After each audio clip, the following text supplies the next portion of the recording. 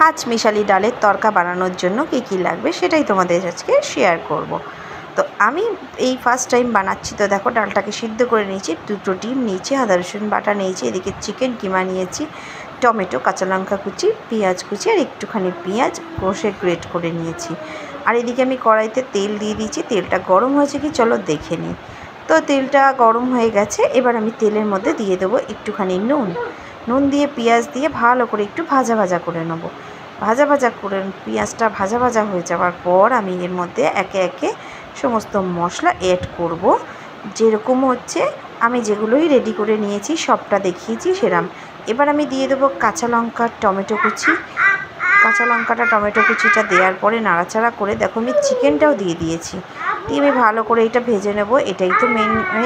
ডালটা আমি আগে 2টো সিটি দিয়ে নিয়েছি, তোমরা চাইলে একটাও দিতে পারো। আমি একটু বেশি নরম করেছি।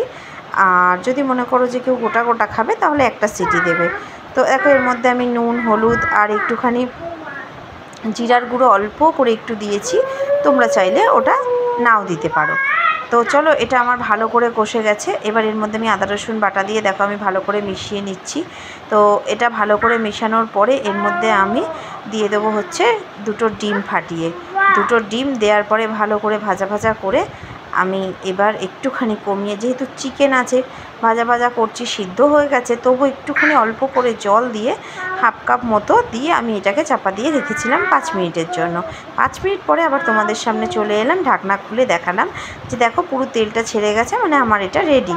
তো এরপরে আমি এটার মধ্যে ডিম দিয়ে দেবো, সাইড করব করে এর মধ্যে 2টো ডিম ফাটিয়ে দিয়ে দেবো। তো দেখো 2টো ডিম ফাটিয়ে আমি দিয়ে দিয়েছি, যেমন কথা তেমন কাজ। তো চট করে এই ডিম দুটোকে ভালো করে এর সাথে মিশিয়ে ভাজা করে নেব।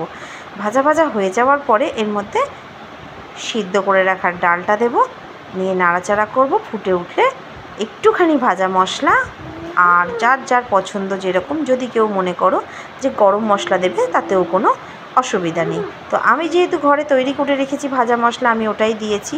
তো একবার বানিয়ে দেখো, অসাধারণ হয় খেতে।